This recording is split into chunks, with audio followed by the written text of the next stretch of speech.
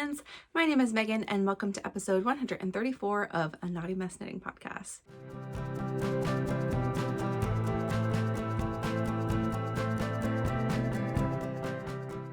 I think this is going to be another really short one, but for anyone who's new here, hi, my name is Megan. I am a mostly knitter, sometimes crocheter, spinner, lover of all things yarn and fiber.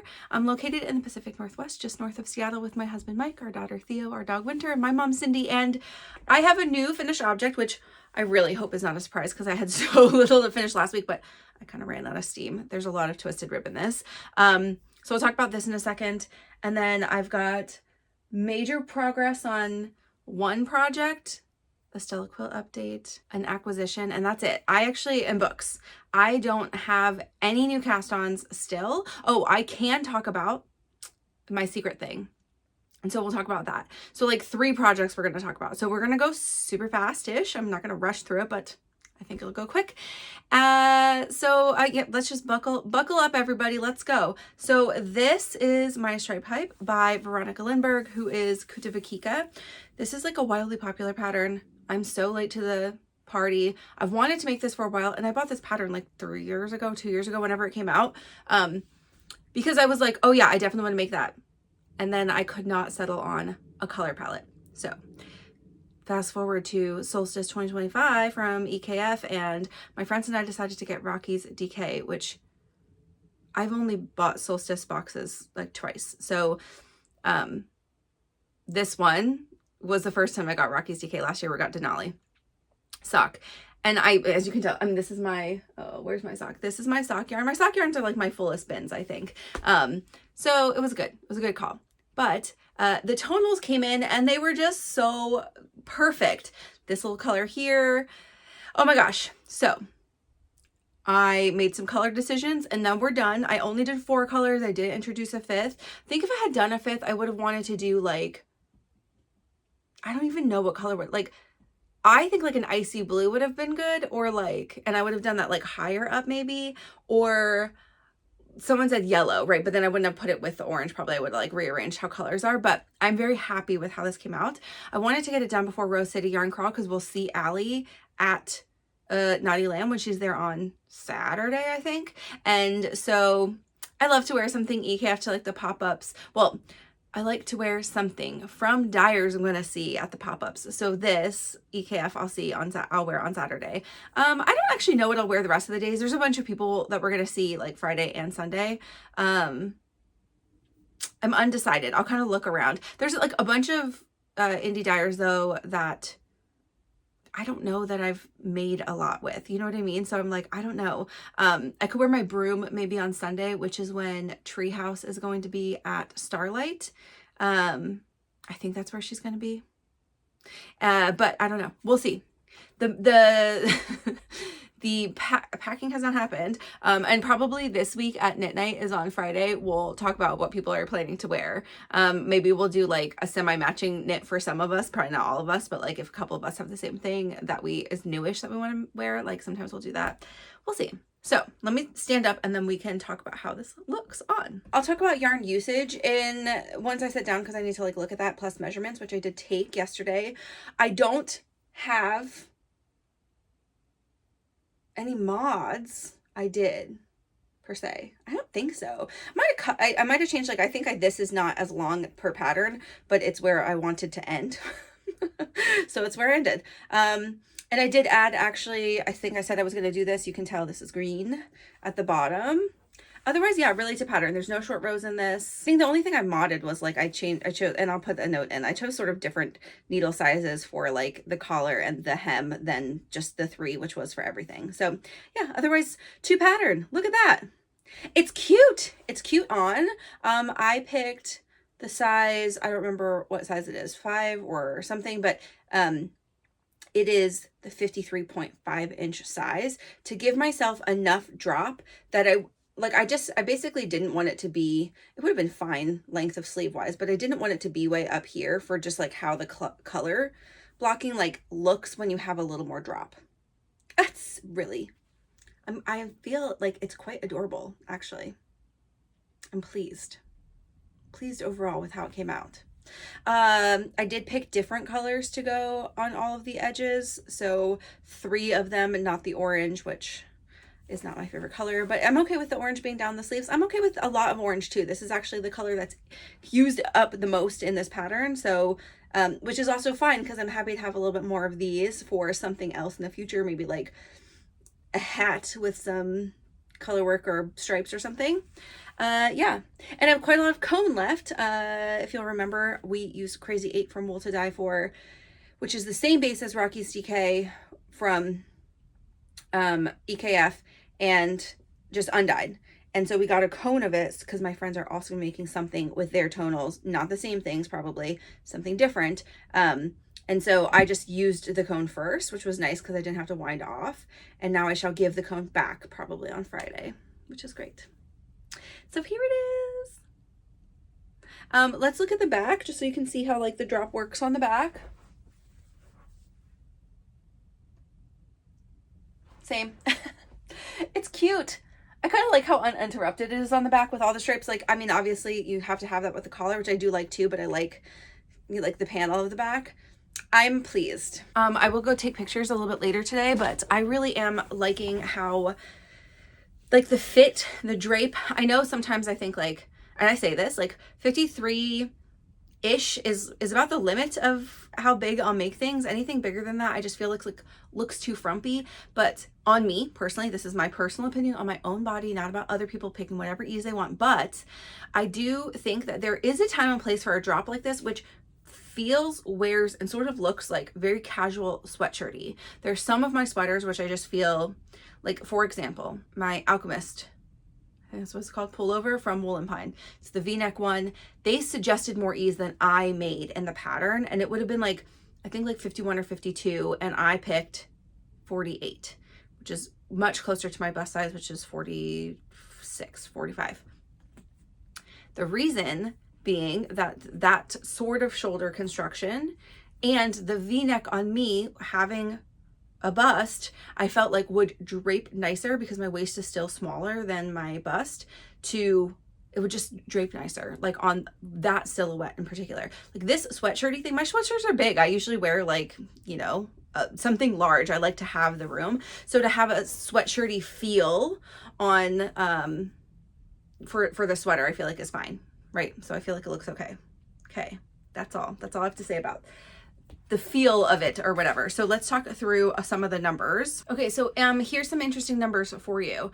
I used a total of 1364 yards for this. Now, the pattern, she has it listed at the bottom, how much yardage for each color for each size. Now, I did combine the sleeves to be 1, but the yardage estimates are, I'm pretty on for measurements, and so I'm a little bit off stitch gauge, so I think my total, I'll tell you this now, my total bust measurement is like 51, but I also didn't pin to get to 53.5, and I probably could have gotten there. This is superwash yarn. It's quite stretchy. I just wanted it to keep its form, and I was okay with a little less ease, right? There was kind of a big jump between the 2 sizes, but anyway, like the sizes 4 and 5. So a little bit off gauge, but still I'm good lengthwise. My sleeves are even longer, I think, than pattern because they blocked out, and also just because, as I said before, I still used a 4mm needle, and my orange stripes are just a little bit like taller than the other ones. Anyway, it was supposed to be 868 yards of main yarn, and I used 780, so 100 less. That's, there's usually a 10% buffer, but that's still like more than that. And then every single color stripe was supposed to be, I think, 162 or 162 yards. And mine ended up being 145, 148, 120. So not super far off for those for like, your first few. I think I could have done all of them with a slightly generously sized 50 gram skein. So like usually with EKF yarns, you get a 10% overage, just they weigh 110 grams instead of 100 grams. So if a half skein weighed 55, I could have gotten through all the colors except for the sleeves with just so this is just, if you're planning on one, you don't need to get a full skein of all 4 colors, or you could use scraps or whatever. And then Emergence, which is the orange color, is the only one that I did use 169.9 yards for, and that's because I used it for 2 colors. So overall, less yarn. I mean, and like way less than, because that's also, it would have been 162 for both colors is what she put for the estimate. So I saved like 154 yards or something, just like number wise, by using the same color for all of them. I don't know, whatever, it's fine. Math is mathing for this, but I just used a lot less. Like, I mean, like, what did I say? The total for this size would have been 1678, and I used 314 yards less. So that's almost gain, but in various areas. So I don't know how much you would be able to save like full skein wise, but I'm, you know, look at my numbers. If you are thinking about something similar or a similar size, like I do think sometimes this feels daunting when you're like, well, I have to buy 5 colors, which is already almost a sweater quantity if you're doing 100 grams balls. And then I have to buy the main color, which I think she lists at like 4 skeins, right? That's just a lot for a sweater. Way more affordable ways to do this with affordable yarns, etc. But even if you're doing with hand dyed, I think like there's a way to magic this, especially if you can use between 2 projects to get yourself something you love. So I do enjoy this. I had a great time for the most part making it. It went really fast. I mean, what did I not like? Weaving in the ends probably, but I don't know if I said this on an episode. I wove in the ends every night when I finished working on this, and sometimes in the middle if I did like a bunch, just so I didn't have to do it at the end. The only ends I wove in at the end, at the hem, were the hem. That was it. Everything was already done before. I went and cut them all after I washed it and blocked it, and so that was it. I finished this on Thursday though while I was editing, so done. Hooray. And I shall wear this at Rose City, and probably not before then. I'm honestly probably not going to work in this today. Like, this is early in the morning. I will probably change my outfit and then work, so don't mess it up. Sometimes that first, you want to make sure it's crisp for the first real outing. Okay, but my bust was 51 inches. Total length from shoulder to hem is 23.25 inches, which is great length on me. Hits me right at mid hip. Feel really comfortable in it. Body length from underarm is 14.25, which I feel like feels really long, but I think it's like because the actual sleeve area, it's not super big. So maybe dropped, but it's not like really, really deep or anything. Which I'll show you the difference being the clay is much deeper. And so that's like a really different look. And also because the sleeves, I think, are moderately sized for this. They're not super small, but they're also not like baggy and big. My bicep is 16 inches. My cuff is 7 inches, like unstretched, just laid flat. And then the sleeve length is 20 inches, which again is, I think it's supposed to be like 18 and a half. And so, but I don't also mind that because I think that lends to the sweatshirty feel where you get like a little extra sleeve. Oh, I want to do some ratings. So pattern itself was fine. I don't know if like I particularly loved like the formatting of it. It was okay. Yeah, it was okay. Like nothing to write home about. I would give it like solidly like a 4. I think I wouldn't give it higher because there is no shaping involved. So it's like super basic, and not that you can have a very well written and simple pattern, but for something like this, I think it would, like, I get that the stripes look best uninterrupted, whatever, but I think giving the option of shaping is like just still a best practice. But anyway, whatever, it's fine. I'm still going to give it a 4. The making of it though, I'm going to give this like a 5 because stripes are so fun. I had a great time making it. The yarn itself was fine to make with, which I never really brought up, but I'm still having that Rockies problem. I mean, you can't see it that much after blocking, but I do have like the tighter leg. My left leg is always tighter than my right leg. It's just because I knit Continental with this yarn that is an uneven twist. It's not anything to do with me. It's really just the yarn, but it's also like, it's fine. And it's not really preventable. And I'm not going to be weird about it because I don't think it's noticeable when it's on. Like, it just looks like knit fabric. So, and as long as it's consistent, right? So, that's fine. So yes, this is a 5 for making, 4 for pattern. That's pretty decent. We'll see how it goes for wearing. I do feel like it's very distinctive. So it's going to be one of those things like, do I grab it a lot because it's really cozy and comfy? Or do I feel like I can't rewear it very often because it's like memorable. I don't know. We'll see. I am happy about, like, I think it took me 3 weeks to make this, almost exactly 22 days. And I just had a really great time, like, for the most part. I did have a little anxiety about the sleeve decision, but once I made it, I was good. And I feel strongly about what I did. So I'm just like colors. So, okay, let's go on to Stella Quilt blanket, which I do have my other, you know, this is a mostly finished thing because this is done. This one, number 3 of 12 is done, but it is still February, so I feel positive about that. I'm glad I got to do a pink square in February, pink, red, purple. Feels like the appropriate time to have that. I do, like, I think the colors are really nice in this. And yeah, overall, I'm really loving, like, here they all are next to each other. And let's just see.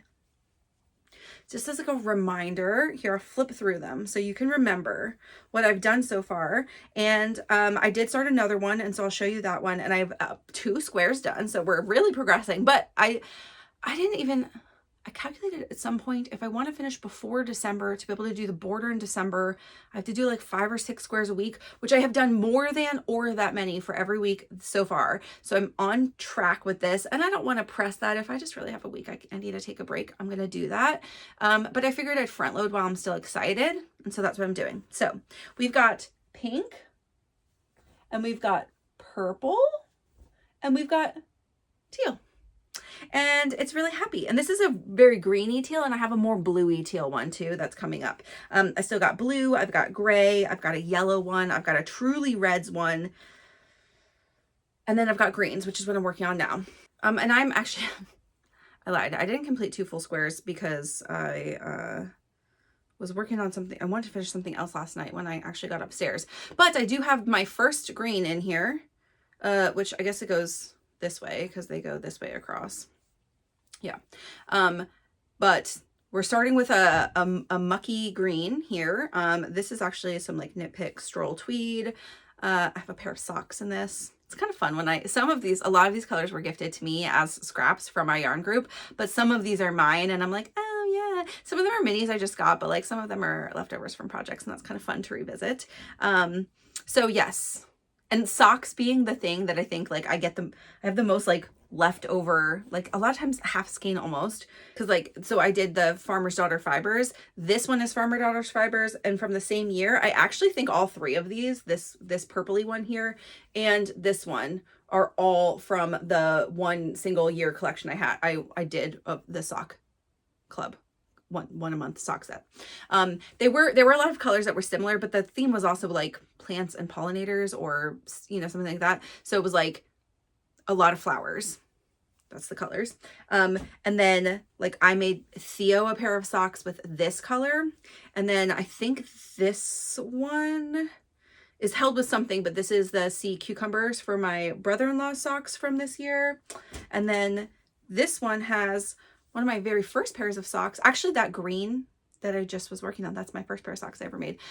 This is another one, or this is a Long Dog Yarns. I think the color is called Parisian Mist.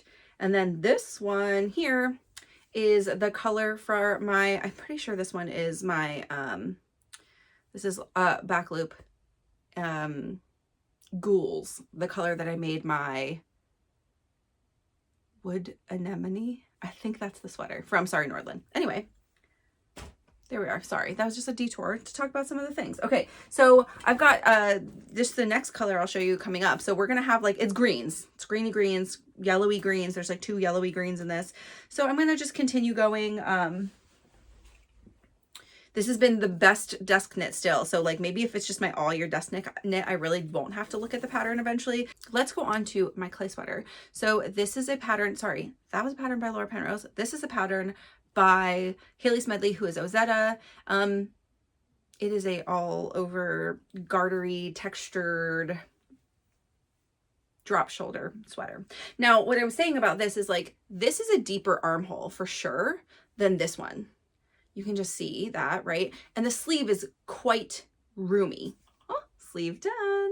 I also have another sleeve done. So both my sleeves are done. That's where I was last week, was I had the collar and I had this much body-ish, and then I had to do sleeves. I finished both sleeves. Okay, so for what happened with the yarn, I think I didn't have any sleeves last week at all, right? So anyway, I picked up and I knit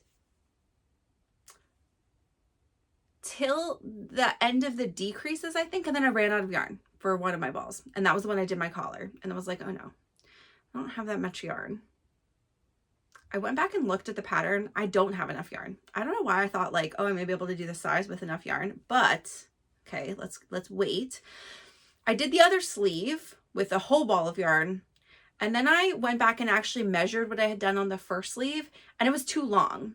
So this is a pretty short sleeve like this, and you can see like it looks like a baby sleeve. The whole sleeve is supposed to be 14.5 inches because it's supposed to have quite a lot of drop. Now, I did pick a size that has enough drop. This is supposed to be 51.5 inches, which would be this.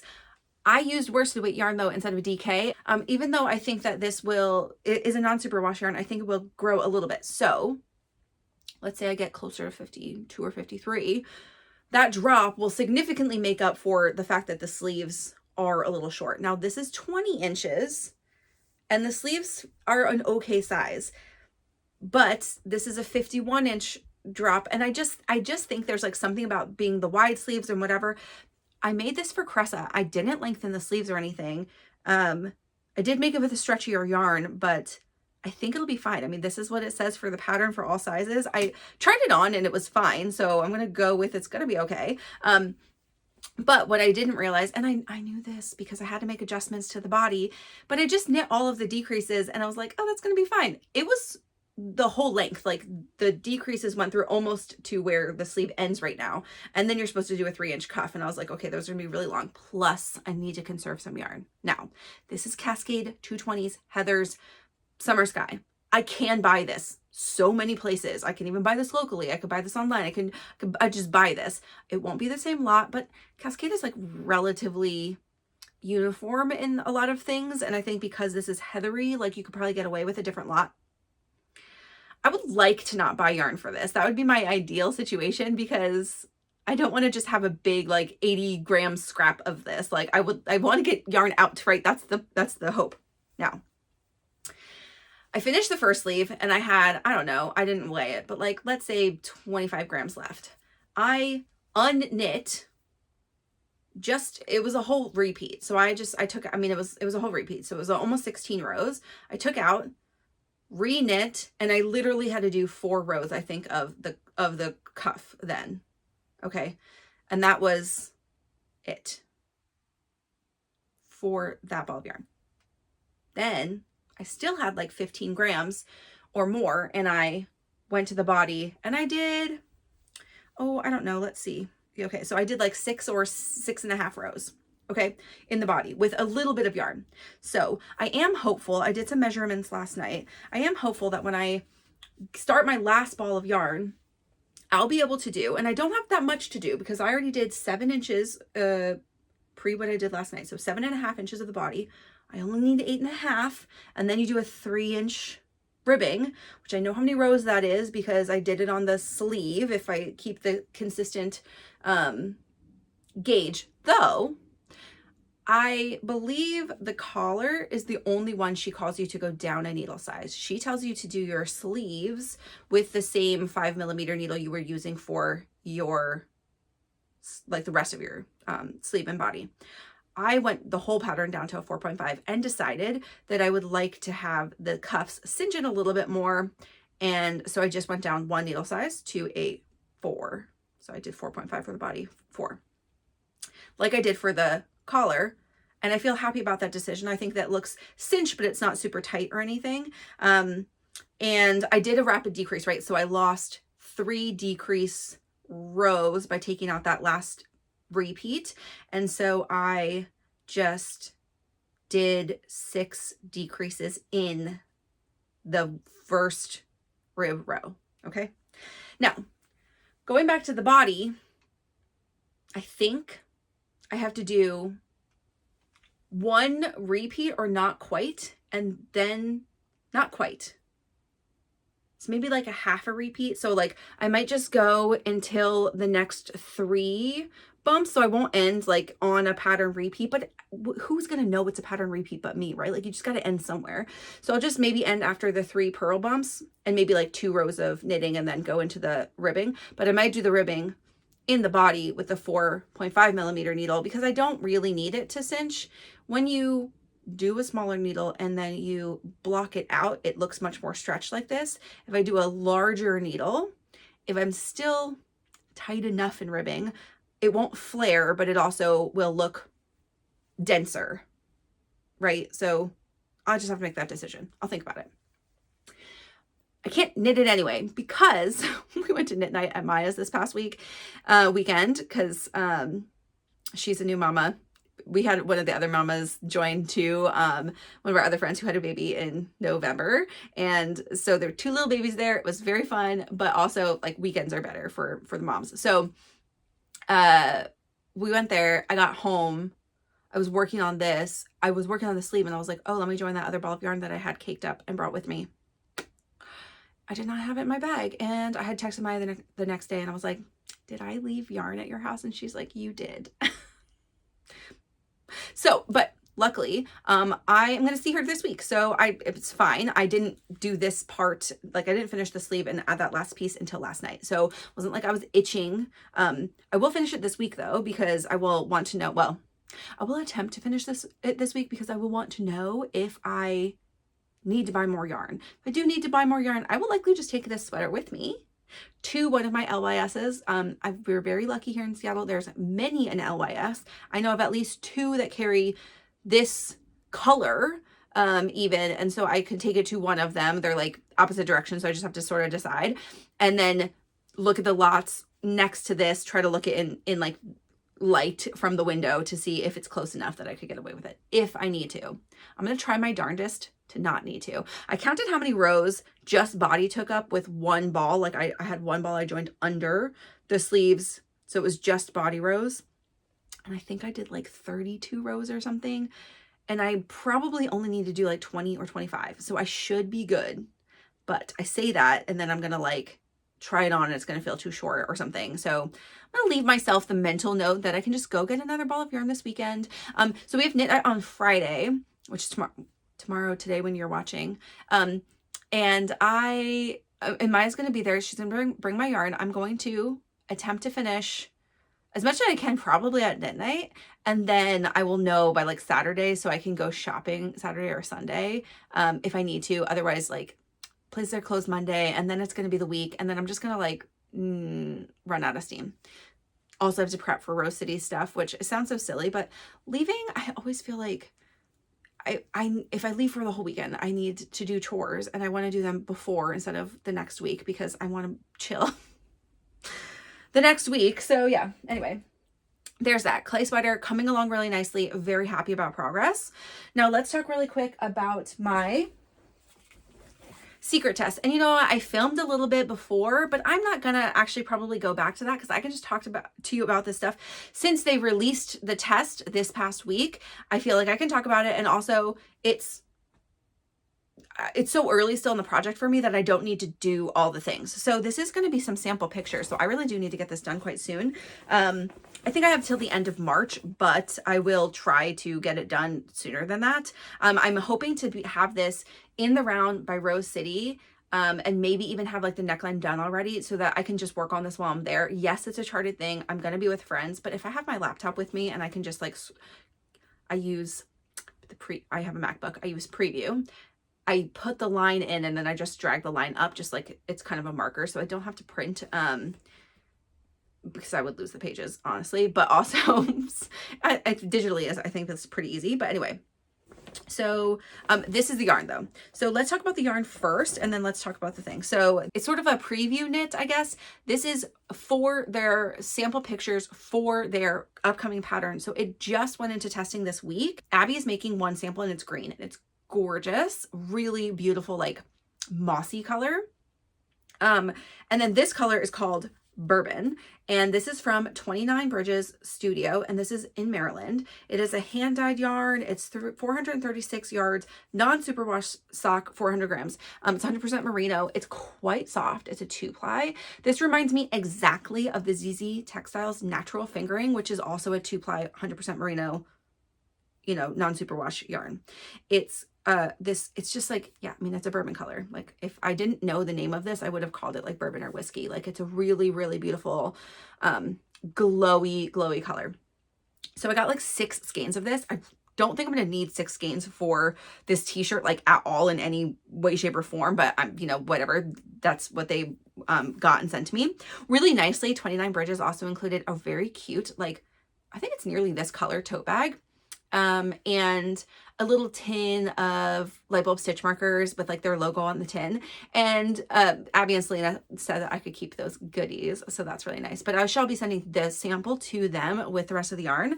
I love doing samples, etc., when it's not my colors, because I don't knit in those colors otherwise. So I don't knit in this like really lovely like bourbon color ever, but it's quite beautiful. So let's look at what we've got. So I'll talk through the construction just a little bit. And it's very different from so there are 3 other 3-season patterns. The 3-season cardigan came out first, which is a worsted weight made with Cantata, which is this yarn. This is on my list to do. Obviously I have this yarn, and I have this yarn for the 3-season cardigan. I have that pattern. I think I got when I test knit the 3-season pullover, which I made in a purple of this same yarn.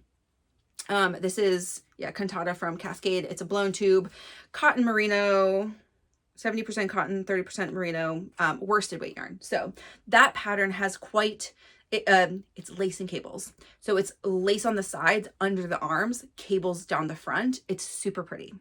So cardigan first, then the pullover. I don't know how the cardigan construction is. Like, I don't know if it's paneled.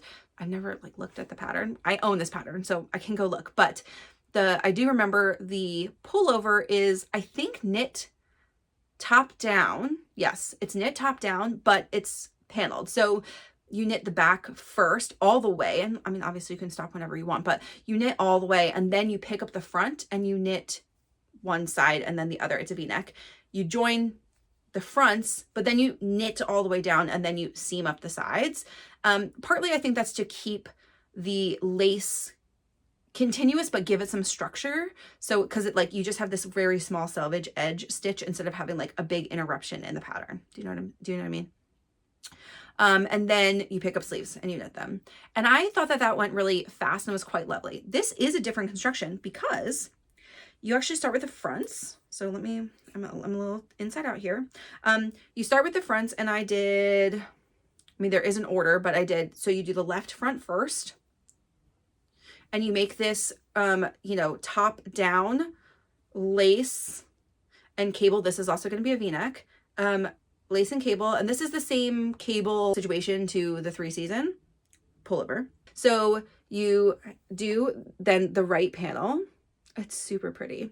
And then you join them, and depending on your size, you join and do several rows. This size, which is a size 6, it's going to be 52 inches, I think, is just 1 row. Okay. And that's just like, there's 3 different charts for the pattern, which changes a little bit of your decreases. Some of them are a little bit more narrow, like depending on your size and how much, you know, leeway you have until you join. Then you pick up and you provisionally cast on. So you pick up your provisional cast ons and you do, I don't know which order it is. Maybe it's right and then left. Anyway, you pick them up, you do your provisional cast on, you pick up and you knit. It's not a lot, 10-ish, 20 rows. I think it's 20 rows or so. And then you do it on the other side. Anyway, you're making a whole bunch of stitches at some point. And then this will be like a back panel that has the pretty, which you see this situation here. Sorry, you guys, I'm just like flopping this around. This like sort of fishtaily braid stitch, which I love. It's one of my favorite cables that they do. It's a 1/2 cable. That's it. But it's just because they go opposite ways. It's quite pretty. And it looks so seamless at you have to switch directions, right? Because directionally they're going to appear the same way down the back and the front. So right at your shoulders, the only place you can really see that there's a shoulder seam is this piece here. Otherwise it's really seamless, the pickup, which was pretty fun to do. There is like a very also slight interruption in the lace, but on one side it was like maybe even less apparent than the other. I mean, it's hard to tell on both sides. Like if you were just looking at the lace where it deviates, like you can kind of see because there's like, you change direction. So you are flipping one of the things, but it's hard to tell. Like if you didn't know that, I think you would have to look for a little bit to figure it out. Anyway, and what you can see is, I think you can see it a little bit. There is a color difference. So these skeins to the eye in the skein looked super similar. I picked two that I thought were the same, and they are different. It's not super apparent, but I did talk to Abbye about this because for pictures and stuff, she said this line right on the shoulder, because it does sit directly on your shoulder, she's like, you're not gonna be able to see it. It'll be fine for pictures. But when I go to join the front and the back, I really need to make sure at the bust, there's no color change line. So I do still have the bust color, like I have more of that skein. So I started a new skein for the back, and it wasn't like on purpose or like for any particular reason. It's just like, that's what I was doing when I had these colors out. And so I will take, and I probably still have like 40 grams or 35 grams of the front ball. And so I'll take that and I will either helically knit. I will probably, because I don't want the back to have like a super line either. So what I'll probably do is I'll probably helically knit. And that's actually what this skein here is. This one, I feel like this took me like a while of like laying them outside in like medium, not sunlight, but like in medium natural light. And I think this is like exactly in the middle of the two skeins I have. And the color difference is so slight. But I think what I'll do is I'll wind this skein. I will helically knit with this and the other one, which hopefully will not be so apparent of a color change between the front and the back then. Because if you helically knit the back, it's like a little bit lighter, and it goes from a little lighter to a little darker, or like a little darker to darker. Do you know what I mean? So anyway, I'm hoping that and I'll just do like 6 or 7 rows and see if it looks okay, and probably put a lifeline in case I have to rip it out, which I don't ever do because I don't usually care, but this is for photos for them, so I want to make sure it looks nice.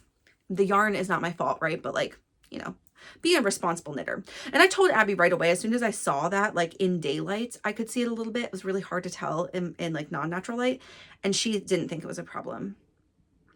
So, and you know what, honestly, I might helically knit the last like 20 or so, or I don't even have to do it helically because it'll be flat still before I join in the round.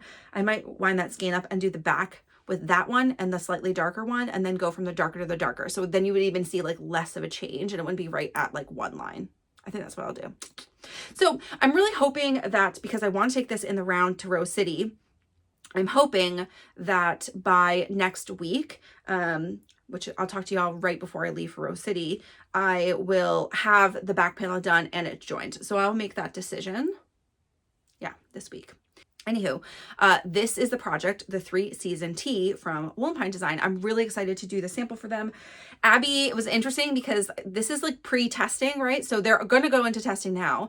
I found like one little thing was just a chart issue, but Abbye is doing this with me. And so at first I only got my size. And then she was like, I now have the full pattern that's going to go to the testers. But I saw things that were like, there's blanks, and I was like, oh, this is fun. The construction of a pattern. I get to see it like in waves. And so, yeah, but I've been emailing her if I have any questions or issues, and she's been great. And so, yeah, I'm excited to do that. I love making their patterns and seeing how this one goes. If once I get in the round, it feels a little bit faster. I do think this is one I would put on for myself eventually. Maybe not this summer, but maybe next summer.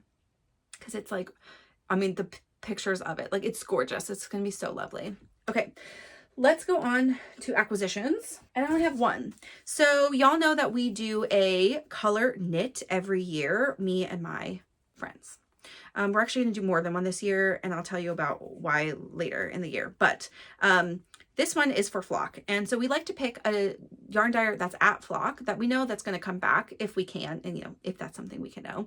And this year we picked, right after Flock actually, we picked this color from Witchfire Fibers. Now, I love Jess from Witchfire Fibers. I think she's a fantastic human. She's so good at dyeing yarn. I love her inspiration for a lot of things. She's got like an eclectic mix of things that are inspired by books and other media, and also just like life. And, you know, she has beautiful like Christmas colors, and just like she just has a great taste.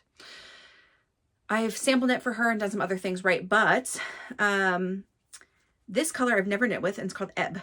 So if you guys know her color palettes, this may not be what you're expecting, because we ordered Abbye in like 4 different bases.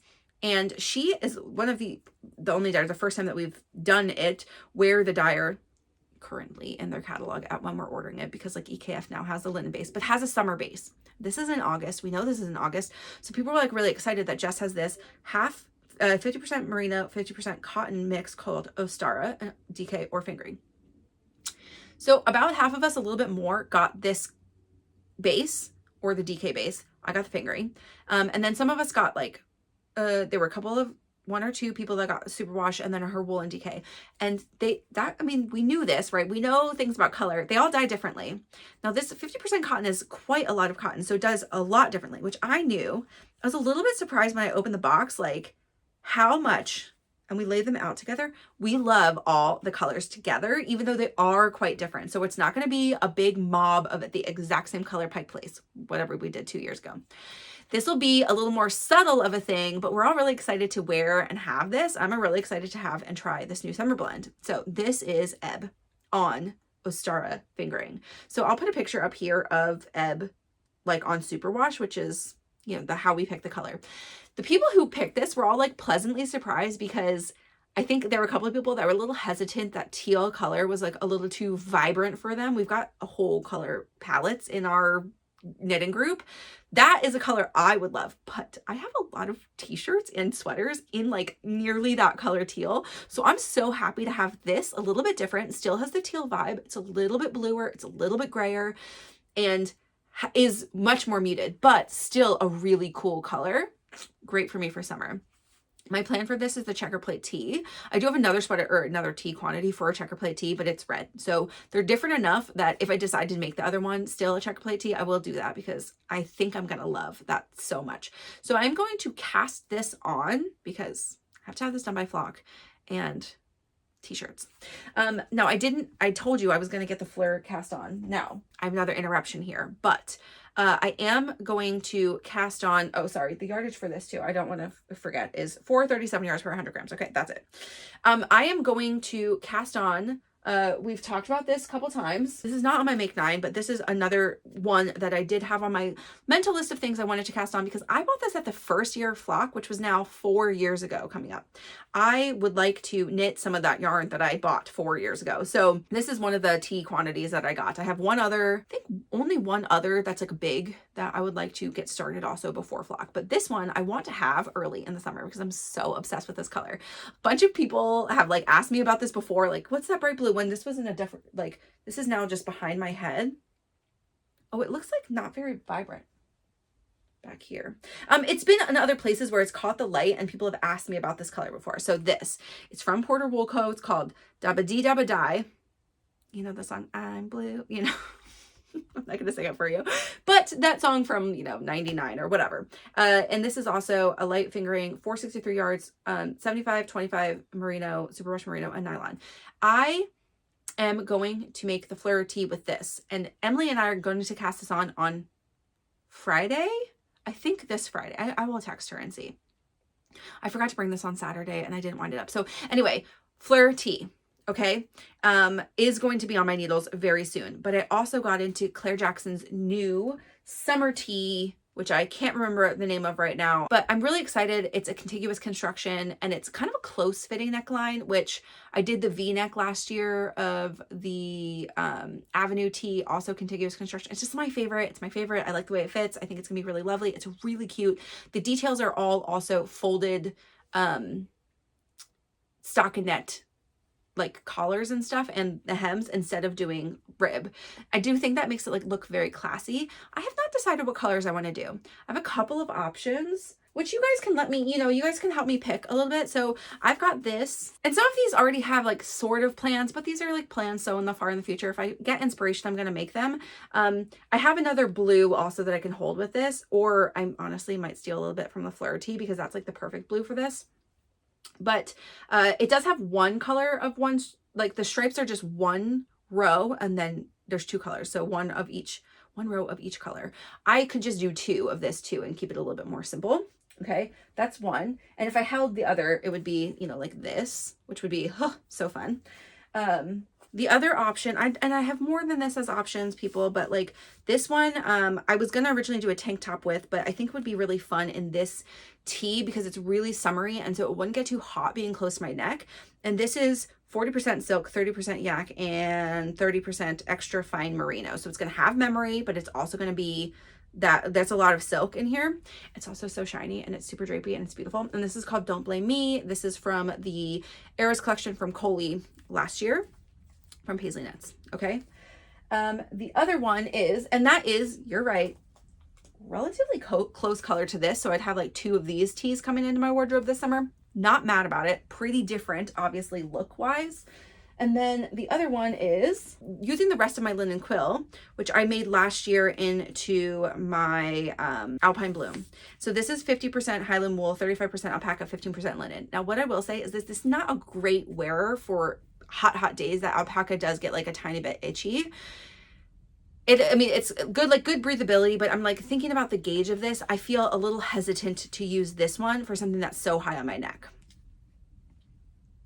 Also, with contrasting colors, I'd probably want to do some amount, and maybe no green. I do have the oatmeal left, and I could just do this pink and the oatmeal and do those as the lines, which would be like impactful and pretty.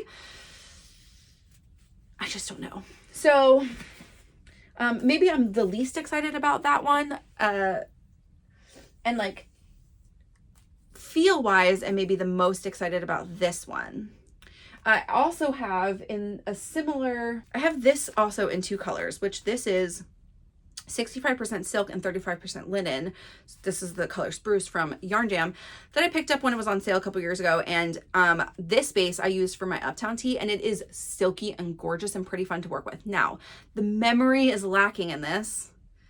And for a close fitting tee, I don't want it to stretch, which it will over time, something like this, like maybe better for a little bit looser of a tee where you're not going to notice that as much, or a tank top, or something that has a little bit more like texture.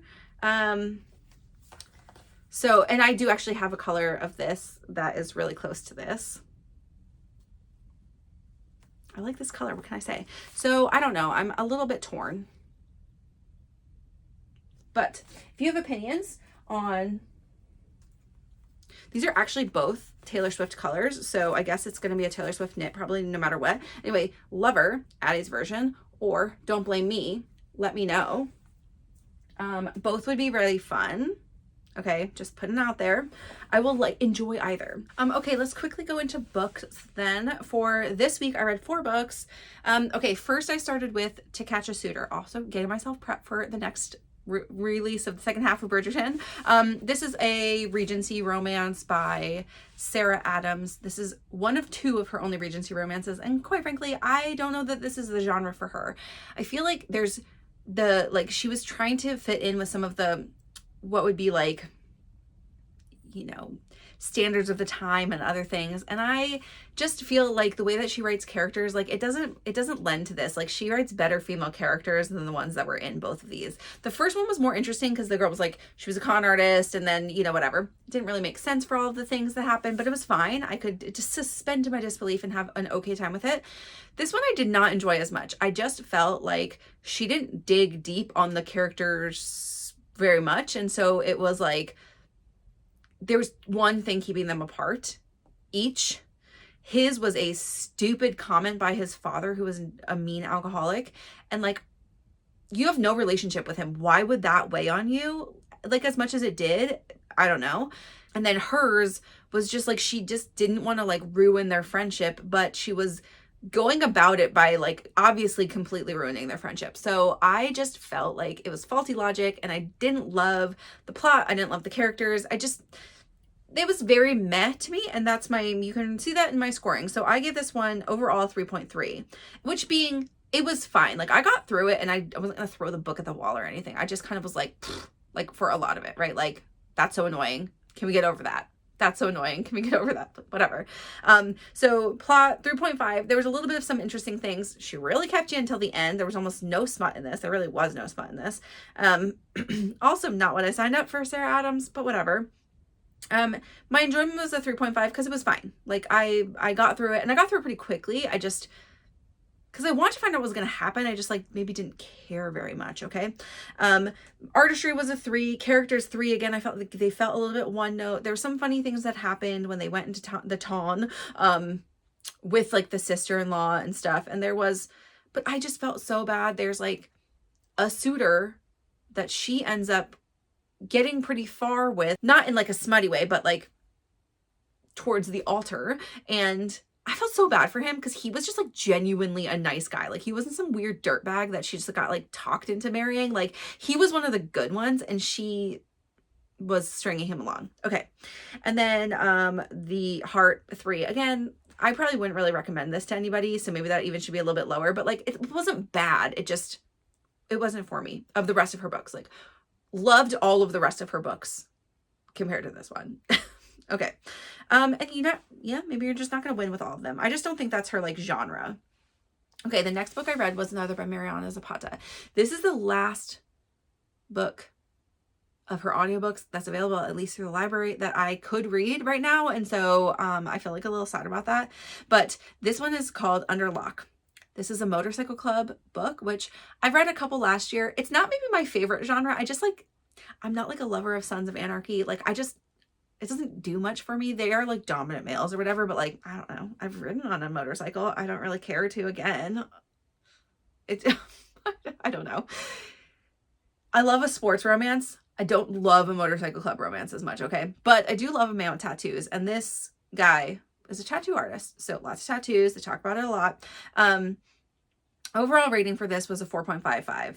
The plot, a 4.5. Enjoyment, a 5. I had a great time with this. I'll go through a couple of the things in a second. Artistry, 4.25. Again, like, she gives us some good build. I love Mariana Zapata books. Sylvan and I were talking about them this week, and she was not a big fan of The Wall of Winnipeg, which I loved The Wall of Winnipeg. But you do have to just, like, it's a sports romance without some practical things in it that, like, obviously would not happen with a real professional athlete. But you also read so many sports romance where they never go to work. People, they are working. This is a hard job that they have. They're not just there for a 1-hour practice. This is not high school football. Okay, whatever. I digress. Anyway, I liked this one. And then, she writes some good smut when it's in there, but there was just, like, some good yearning and some other things. Okay. The characters, for me, a 4.5 for this. I think most of them, it made sense. I do feel like, there was, like, some parts of the characters, like, they were all keeping some secrets, and I don't feel like the secrets were maybe warranted. And also, like, I don't feel like they would have been kept the way that they were. And so, like, I just, like, at one point, this guy that she falls for is her older brother's friend. And the fact that he knew none of this about her, like, the secret, I kind of don't believe, like, seems incredible to me. Anyway.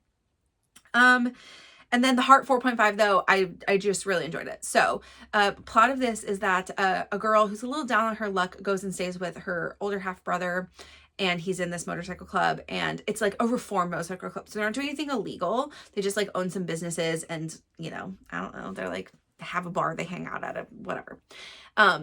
But they have a deadbeat dad, and he owes some people money, and it ensues to be their problem. And I actually feel like I liked the idea of this plot in that sometimes you don't hear about this. Like, if you owe money and you, like, go off grid, like, and your relatives or whoever are available, like, it obviously makes sense. You're going to try to go after them, right? Now, these kids are, like, trying to be like, I haven't seen him in a decade. That guy's a deadbeat. He doesn't care if you hurt us. That's not going to get you your money. Those bad people don't care, right? So they're still going after them. So it was kind of an interesting plot point to have that. And I found it to be pretty fun. So a lot of that, the plot cycles around that. And then she has to be protected, which means she has to go live with Locke and, like, you know, and he's broody, very much so, and she is pretty funny, and quiet, and so yeah, I had a good time reading that one. Okay, the next one I read was Kindle Read, and I finished this one, I mean, it took me 2 or 3 weeks, but, I read the Bourbon and Lies recently by Victoria Wilder, and this one, is called Bourbon and Secrets. And these are all the Bourbon boys. So they're all going to be Bourbon and something. The last one's called Bourbon and Proof, which I just started like 2 days ago. But this one I gave overall a 4. 4 for all the categories. There's no different rating. It's a 4. I thought this one was solidly good and interesting. It is about this in the same brothers. After the first one happens, somebody comes back to town who's been gone. And they talk about it in like the last chapter. There's just like a mention of that this is going to happen. And she is like a PI who's the FBI has brought in to get some information. Like they're kind of using her as a source. And she's a PI, but she's also a burlesque dancer. So that's an interesting dual career choice. But that's how she gets in to this, like be the source for this one sort of seedy guy. I did feel like I'm not like disappointed, but I felt like you were almost building to this, like something bad could happen when there was like an auction they were going to. And I thought something really bad was going to happen there. And then like this guy who's pretty creepy and like not a good guy who she's being the source like about, just like it just like doesn't ever hit, which is, I'm not mad about that. It's like a weird, like almost like a red herring moment where you think that's going to be a big thing, but like, oh no, it's not that. It's bigger than that. It's something else. The end is traumatic. But I feel like the two characters, they're very like enemies to lovers. Something bad had happened in their past together. They both basically just met each other in the worst night of their lives. And you get that in the very first chapter. And then you have to go back to see like how the fallout happens when she comes back to town. Anyway, it was good. I enjoyed it. Like just overall, I thought it was like more entertaining, I think, even than the last one. And also partly because Lincoln's a single dad and he's a widower, and like you really get on board with like his relationship with his kids, and they're like, 10, 11-year-old girls, maybe like 9 and 11 or something like that. Anyway, like it's so cute. It's cute. So yeah, I would recommend. Okay. The last book I read was The God in the Gumiho by Sophie Kim. And this book was so good. So my friend Jess suggested I read this. And if you don't know what a Gumiho is like in traditional like Korean mythology. I don't know if it's in other Asian mythologies. Is a 9-tailed fox who steals the souls of men and eats their livers. And I don't know if they traditionally like, eat other body parts or organs, but like that's how they get their power. There's this whole thing about they have a fox speed and that like holds the souls and can give them powers to do other things too. So it was just, this is a really fun mythology retelling for Korean mythology. And she does say in the very beginning, like she borrows some things and changes them. She also keeps some things as they are. I am half Korean. I do not know all of the Korean lore. There's some things I had like little kid books that were like Korean mythology things as a kid. So some of these I'm like, oh, I kind of remember that, but there's like a pantheon of gods. And this one is about Sukkah, who is a fallen god, which this is like a little bit fun for me because also I was audiobook listening to this, and I love that both of the narrators they read it in English obviously, but they're both like Korean. So like I think pronunciation was pretty good in this, etc. Anyway, so Sukkah is the fallen god he's the fallen trickster god, and he lives in the plane of existence that is Earth, and there are multiple planes of existence. There's like the plane of the gods, and then there's like the hell realm, and then there's a darkness realm. And anyway, he had a failed coup to take over his brother's throne, who's like the god of gods or whatever. He is banished to Earth, and Earth is an interesting place where there are mythical beings, and some of them are bad because he got banished with his army essentially, and they're mostly not harmless. They're very harmful, but they're like doing bad things, but not necessarily on a huge scale. So when he works, essentially Sukkah works as like a detective inside of a magical law enforcement office that gets masked as a human law enforcement office, and they're living amongst humans, and humans just don't know things, right? They're unobservant. They just don't understand. They can also wipe their memory. So if a bad thing happens and a human observes it, they'll find them, they'll bring them into the precincts, they'll like figure out what they saw or whatever, and then they'll wipe their memory and like just pretend, like, you know, maybe I think even insert like fake memories, like, oh, you saw something else or whatever, and then just leave them on their way. They also like go to a coffee, it's called the Creature Cafe, coffee shop, and like another place where they're like, it's kind of like Harry Potter, like where humans just can't see the leaky cauldron entrance, right? So this is like, they just don't see this entrance of this place, and so no one ever goes there. But there's like a lot of different like creatures in this. Anyway, the main character, or female character, Honey, she works in a coffee shop, and Sukka's favorite thing about the mortal realm is coffee, and she refuses to make his coffee correctly because she doesn't like him. It's like quite hilarious. But then she becomes his assistant because of reasons, and then there's a big bad that comes out that is finally making his move in the mortal realm. One of his army people, but something that Sukka doesn't know about him anyway. And then he goes on a killing spree, and they have to stop him. And it's an unlikely pairing. I thought this was like such a lovely, it is a love story, but it's also like not necessarily what you would think.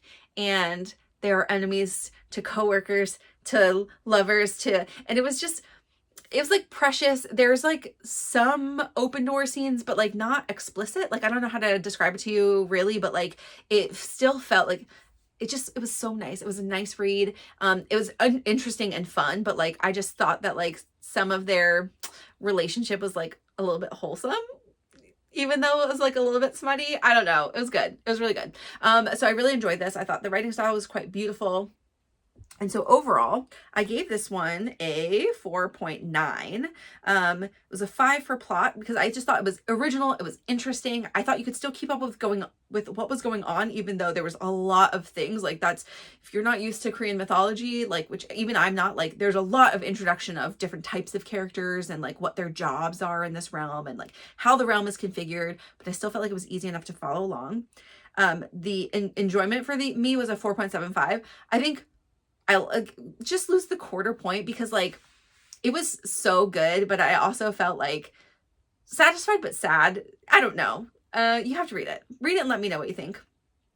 And also I was like a little bit frustrated at them in the beginning, and more at Honey because she just it takes her a while to get herself together. But I like love the reasonings behind all this stuff.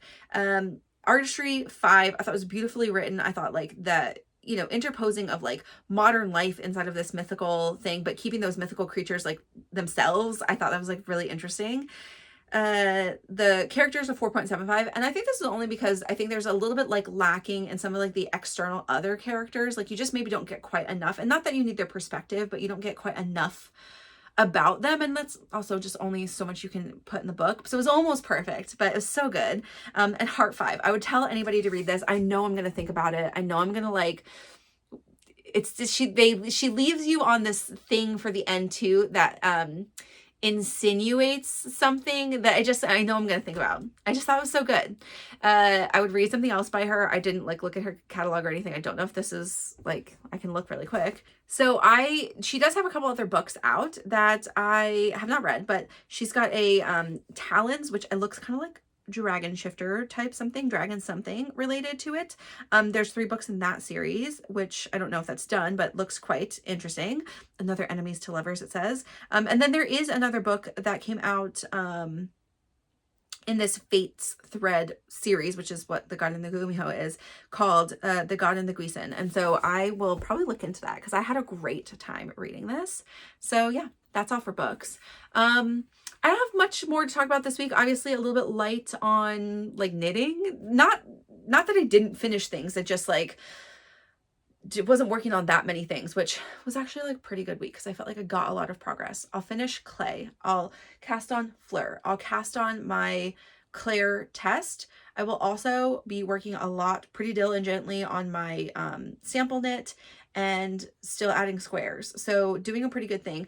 Emily and I also agreed because we both have a lingering Moosh and Friends character. And she's further along than I am on mine, and I think she's doing the donkey. And so I said we would be done our Moosh and Friends by Rose City. So I have 1 week to get my life together. I actually am going to probably spend 1 whole day this weekend really just finishing the duck as much as I can, and work on it a little bit next week too. So expect to see a finished clay, a finished duck. You're going to hold me to this one, everybody. And then a little bit more progress, couple new cast-ons, and then maybe a little bit tea heavy. I don't know that I'm going to do much sweater stuff right now. I think the next big sweater I might cast on is my Iris, which is an all over color work sweater. I don't want to bring that to Rose City because it's going to be like 8 colors. I'm going to have to be doing like a lot of things for that. So I just don't want to bring that one to Rose City, but I do think that'll be the next thing that's like a big sweater on the needles, which is another fingering weight thing. So I'm going to be just like in fingering weight land. Oh, I did work like 5 rows on my first birch sleeve, but it just didn't get very far. So I didn't bring that down to talk about, but I will be also chipping away at that. And because Andrew Mowry is doing her like March to May sweater knit along, sweaters and shawls, I think she's doing, I am going to attempt to finish birch by the end of May, which I know still feels like that's 5 months, people, and I should probably have finished a fingering weight sweater. It's just a mental block to like really sit down and work on that when some of these other things get done faster. And so I have like the mental like tickle in my brain to just work on them. But if I cast on 5 fingering weight things or whatever, then surely I'm going to want to work on the one that is the furthest along at some point. Ariel is still catching up to me. So she's the big motivator right now because she's already like so far on her birch. I think she's connected in the round. I was like, geez, Ariel, you're going to lap me. You really are. So that one is probably one I'll bring to Rose City. I'll bring that one to Rose City. I'll bring my Fleur Tea to Rose City. And I will likely bring my, my wool and pine thing to work on a little bit at least. Like I can't do that. I'm going to be driving. So no passenger princessing for me this year, which is fine. But that does mean that I'm going to have to like not like faff around too much in the evenings and get some knitting done while we're there. We get so tired, but everybody just gets to like chill and relax for like several hours in the evening, which is nice. And I always go to bed latest. Ariel will a lot of times stay up with me because she's a champion, but we do have quite an early wake up one of the days. But anywho, that's where we are for knitting things. If anybody has suggestions of people to see at Rose City, if you are going to Rose City, I would love to know below. Always, I want to know if you want to meet up. Like, I'm not saying I'm going to host a meetup or anything because that's like really hard to coordinate. We're like 7 people going down. I don't want to drag people to something, but you know, we can always try, or I can like, if you're going and you message me, I can let you know like sort of what our itinerary order is or something like that. But I'm going to try to meet up with Jess from Witchfire. I'm going to try to we're going to hit everywhere, which we did last year.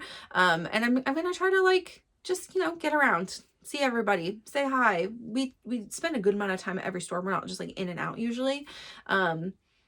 Because there's always someone's always shopping for something. Generally we do everybody together, but maybe not. So if you see any of us, please come say hi. If you were working on something during the podcast, a chore or a project, I'd love to know what it was below. Or if you want to just tell me about any like fun projects that you're working on, I always want to know that. If you have not joined our Discord, please do. I think we'll miss February again for Knit Night. February is a short month. Okay, don't come at me. But I'll definitely put something on for March. Maybe I'll just put a surprise thing on for Saturday, which is the last day of the month. If you want a craft day with me, maybe I'll do that. That'd be fun. So if you want to join me on Saturday for a quick knit chat, knit, crochet, whatever, just bring your craft and we have like a coffee beverage or whatever time of night beverage for you. And yeah, just join for a little bit or the whole time.